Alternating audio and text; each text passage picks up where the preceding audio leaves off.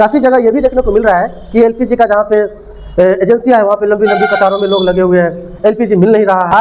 भारत लगभग 31.3 million metric ton LPG जो है भारत हर साल यूज करता है, अर्थात भारत की खपत है 31.3 मिलियन मेट्रिक टन। उसमें भारत इसी रास्ता से होते हुए 92% एलपीजी जो है इधर से लाता है भारत में। अब चूंकि इस रास्ता में चल रहा है गोला बम बारूद, अगर मान लो भारत लाया तो कहीं उड़ा दिया, कौन उड़ा दिया उसको पता ही नहीं चलेगा।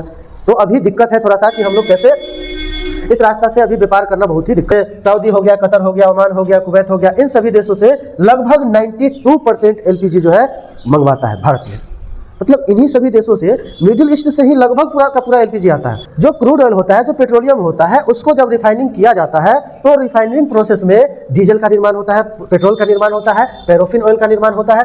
देखो पैराफिन ऑयल से जैसे जितना भी विमान उमान है, हवाई जहाज, एरोप्लेन, ये सब चलता है, डीजल, पेट्रोल। आज हम लोग देखेंगे कि आजकल आप लोग देख रहे होंगे कि भारत में एलपीजी का शॉर्टेज हो गया है। काफ़ी जगह ये भी देखने को मिल रहा है कि एलपीजी का जहाँ पे एजेंसियां है वहाँ पे लंबी लंबी कतारों में लोग लगे हुए हैं, एलपीजी मिल नहीं रहा है, सिलेंडर मिल नहीं रहा है, लोग खाना बनाए से बनाए कैसे। तो ये प्रॉब्लम क्रिएट कैसे हुआ? तो सबसे पहले हम देखते हैं, देखिए जानते हैं, सबसे पहला बात ये है कि भारत लगभग 31.3 मिलियन मेट्रिक टन एलपीजी जो है भारत हर साल यूज करता है, अर्थात भारत की खपत है 31.3 मिलियन मेट्रिक टन। उसमें से भी लगभग 20.7 मिलियन मेट्रिक टन जो है वो एलपीजी हम लोग बाहर से मंगाते हैं। तो प्रोड्यूस कितना करते हैं? मात्र देख लीजिए लगभग 10 मिलियन मेट्रिक टन के आसपास जो है एलपीजी भारत खुद बनाता है। अब सबसे पहले तो ये जानिए कि एलपीजी बनता कैसे है। देखिए एलपीजी बनता कैसे है। अब सबसे पहले देखिए, अब क्रूड ऑयल से एलपीजी बनता है। कैसे? जो क्रूड ऑयल होता है, जो पेट्रोलियम होता है, उसको जब रिफाइनिंग किया जाता है तो रिफाइनिंग प्रोसेस में डीजल का निर्माण होता है, पेट्रोल का निर्माण होता है, पैराफिन ऑयल का निर्माण होता है। देखो पैराफिन ऑयल से जैसे जितना भी विमान उमान है, हवाई जहाज, एरोप्लेन, ये सब चलता है, diesel, petrol, bike, car, buses, ये सब चलती है। इसके अलावा देखो सबसे ऊपर जो गैसेस निकलती है, अर्थात जब क्रूड ऑयल को रिफाइनिंग किया जाता है तो सबसे ऊपर जो गैसेस निकलती है उस गैस को हम लोग एलपीजी कहते हैं। क्या कहते हैं? एलपीजी। और यही गैसों का उपयोग हम लोग घर में खाना बनाने के लिए करते हैं, ठीक है।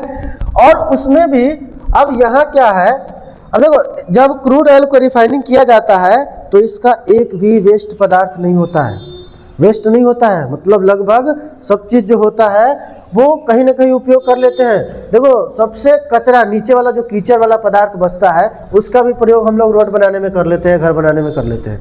सोचो क्रूड ऑयल जो है कितना वैल्यूएबल प्रोडक्ट है, इसका अनुमान नहीं लगा सकते हम लोग, बहुत ही वैल्यूएबल प्रोडक्ट है। तो इसका वेस्ट पदार्थ भी हम लोग रोड बनाने में इस्तेमाल कर लेते हैं। चलो ये ठीक है। भारत जो है एलपीजी का बताए, एलपीजी का लगभग 20.7 मिलियन मेट्रिक टन जो है वो बाहर से मंगाता है। उसमें से भी अगर बात करें तो उसमें से भी मिडिल ईस्ट के जितना भी देश है, मिडिल ईस्ट कौन कौन? मिडिल ईस्ट में जैसे सऊदी हो गया, कतर हो गया, ओमान हो गया, कुवैत हो गया, इन सभी देशों से लगभग 92% एलपीजी जो है मंगवाता है भारत में। मतलब इन्हीं सभी देशों से, मिडिल ईस्ट से ही लगभग पूरा का पूरा एलपीजी आता है। और अभी चल रहा है इजराइल ईरान वॉर। अब इसी में हो गया थोड़ा सा दिक्कत। यहाँ देखिए कुवैत से लगभग 15% एलपीजी भारत में आता है। इसके अलावा बात करें यूएई से सबसे ज़्यादा 40% आता है, अदर से आता है लगभग 8%, ठीक है। और सऊदी अरबिया से 15%, कतर से 22% एलपीजी भारत आता है। और इसी सभी देशों में अभी वॉर का स्थिति बना हुआ है। वॉर की स्थिति बनने के कारण अब देखो युद्ध चल रहा है ईरान वर्सेस इजराइल में, और इजराइल को समर्थन दे रहा है यूएस से। कौन दे रहा है? यूएस से, ठीक है। इन सभी देशों के पास तेल जो है एकदम भरपूर मात्रा में। चलो देखो इन सभी देशों के पास जो है पेट्रोलियम जो है, क्रूड ऑयल जो है भरपूर मात्रा में मौजूद है। और यहीं से भारत के 92% एलपीजी जो है इसी रास्ते से होते हुए भारत पहुंचता है। इस रास्ते को कहा जाता है, ये जो रास्ता तो आपको दिख रहा है, इस रास्ता को कहा जाता है state of Hormuz. State of Hormuz इसी रास्ते से होकर पहुंचता है। ईरान जो है पहले से ही एकदम पूरा फुल प्लानिंग में था कि जब कभी भी युद्ध होता है और अमेरिका इस युद्ध में कूदता है तो हम क्या करने वाले हैं। देखिए ईरान ने किया क्या है। सबसे पहले एक चीज़ समझना है कि 1970 के आसपास मिडिल ईस्ट के जितना भी देश है और यूएसए के बीच एक डील होता है। इस डील में ये था कि यूएसए मिडिल ईस्ट के देशों को क्या देगा, सिक्योरिटी देगा, अर्थात इसको सुरक्षा प्रदान करेगा मिडिल ईस्ट के जितना भी देश है उन सभी को। और उसके बदले में मिडिल ईस्ट के पास चूंकि पेट्रोलियम क्रूड ऑयल का उत्पादन ज़्यादा होता है, ठीक है, तो ये जो तेल बेचेंगे वो जो है डॉलर में बेचेंगे।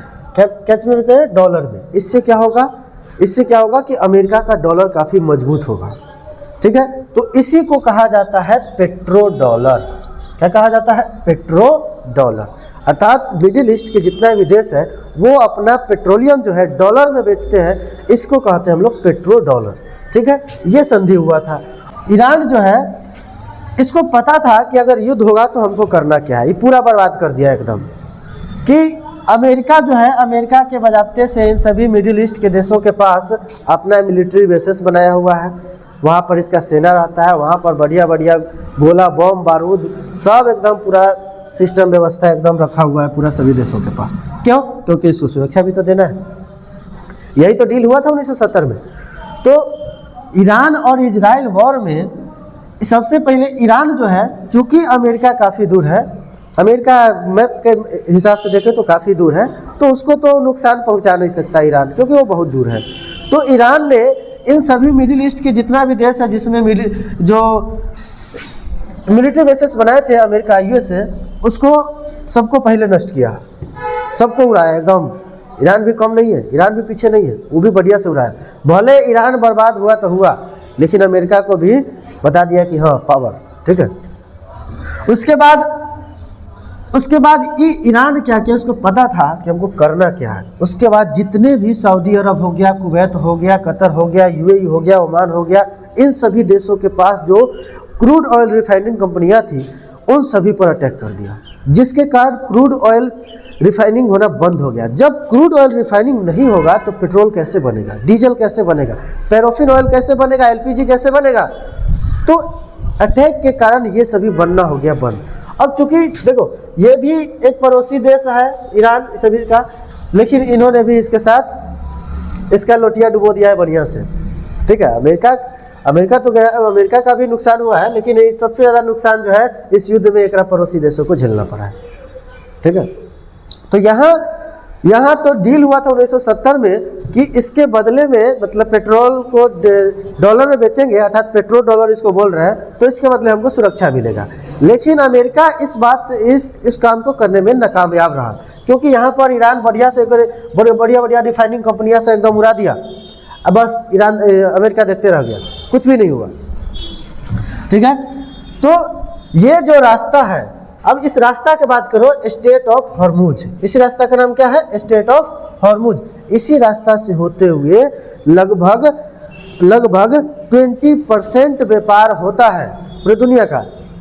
और उसी में अगर भारत का बात करें तो भारत इसी रास्ता से होते हुए 92% एलपीजी जो है इधरे से लाता है भारत में। अब चूंकि इस रास्ता में चल रहा है गोला बम बारूद, अगर मान लो भारत लाया तो कहीं उड़ा दिया, कौन उड़ा दिया उसको पता ही नहीं चलेगा। तो अभी दिक्कत है थोड़ा सा कि हम लोग कैसे इस रास्ता से अभी व्यापार करना बहुत ही दिक्कत है, इसीलिए भारत में जो है शॉर्टेज पड़ गया है एलपीजी का, ठीक है। और अगर बात करें तो अब किसी के दिमाग में ये आ रहा होगा कि एलपीजी का शॉर्टेज पड़ा है, अन्य चीज़ जो पेट्रोल है डीजल है इसका शॉर्टेज क्यों नहीं पड़ा है? तो उसके कुछ रीज़न है, यहाँ देखिए। तो सुनो, अगर भारत जो है हर एक दिन में, मान लीजिए एक दिन में 100 लीटर पेट्रोल यूज करता है, डीजल यूज करता है या खपत है 100 लीटर, उसमें से लगभग 85 लीटर जो है वो हम लोग बाहर से मंगाते हैं। मतलब समझ में है, 100% में 85% डीजल पेट्रोल जो है बाहर से आता है, दूसरे देशों से आता है, और मात्र 15% जो है भारत खुद बनाता है। अभी का न्यूज़ देखा होगा, अंडमान निकोबार में बहुत बड़ा तेल का भंडार मिला है, बहुत पेट्रोलियम क्रूड ऑयल का।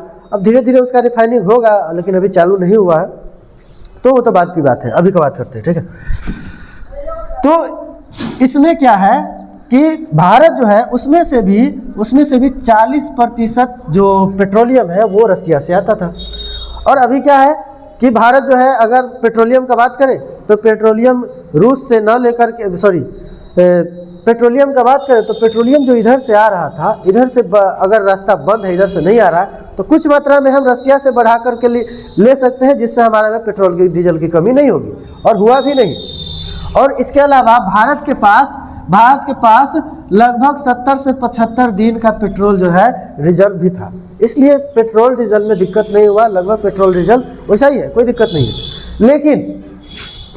लेकिन अगर बात करें एलपीजी में, तो एलपीजी का शॉर्टेज हो गया। क्यों? क्योंकि यहाँ इसी रास्ते से 92% एलपीजी आता है भारत में, इसलिए। समझ में है? और देखो, अब बात है कि पूरा दुनिया जो है पेट्रोलियम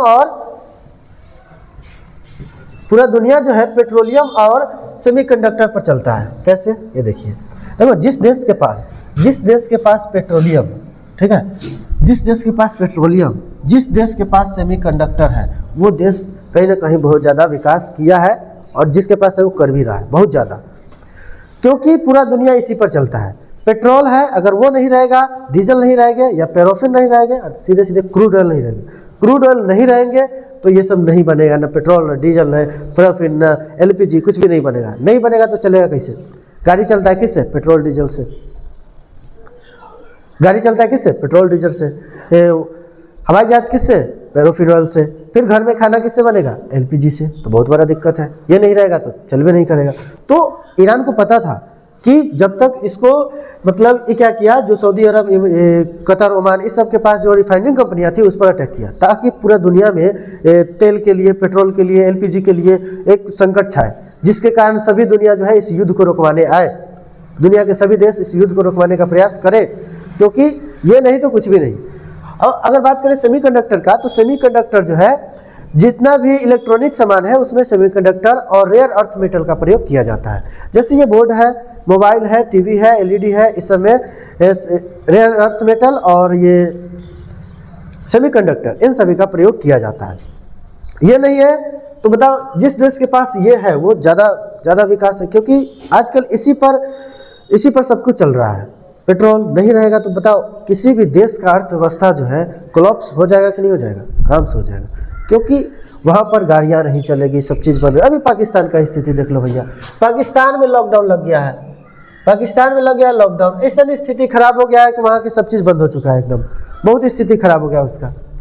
और अभी भारत बचा हुआ है, तो समझो बहुत बड़ी बात है, समझ में। लेकिन वहाँ पर हालत खराब हो गया है, समझ में, क्योंकि यहाँ मतलब इसी से पूरा सब चीज़ चलता है। तो भारत का एक पॉलिसी सब अच्छा समझो, क्योंकि अगर भारत में पेट्रोल डीजल की कमी नहीं हुई है तो कहीं ना कहीं भारत के पास अच्छा खासा स्टोरेज था। इसके अलावा भारत के पास एक ऑप्शन भी है कि हम रसिया से मंगा सकते हैं, और भी अन्य देशों से, ब्राज़ील है, उस सब से मंगा सकते हैं। लेकिन एलपीजी का कोई ऑप्शन नहीं था, इसलिए एलपीजी जो है ये थोड़ा सा महंगा पड़ गया है, समझ में। और महंगा नहीं है, कुछ दिन में नॉर्मल हो जाएगा। भारत ने निर्देश दिया है, भारत के पास भी ऑयल रिफाइनिंग कंपनी है, जो कि रिफाइनिंग करती है क्रूड ऑयल को। हम लोग क्रूड ऑयल दूसरे देशों से मंगाते हैं, और कुछ अपने यहाँ भी मिलता है। तो दोनों देशों को क्रूड ऑयल को रिफाइनिंग करके डीजल, पेट्रोल और एलपीजी बनाया जाता है। तो भारत ने निर्देश दिया है कि लगभग 25% उत्पादन और बढ़ाना है, रिफाइनिंग तेजी कर दिया है, जिससे क्या होगा, एलपीजी ज़्यादा बनेगा, जिससे क्या होगा कि अभी इस विपरीत समय में एलपीजी सही से मिल पाएगा। पहले जितना आज़ादी की तरह एलपीजी तो नहीं मिल पाएगा, लेकिन थोड़ी बहुत दिक्कत हो सकता है, लेकिन धीरे धीरे कुछ समय बाद यह भी नॉर्मल हो जाएगा।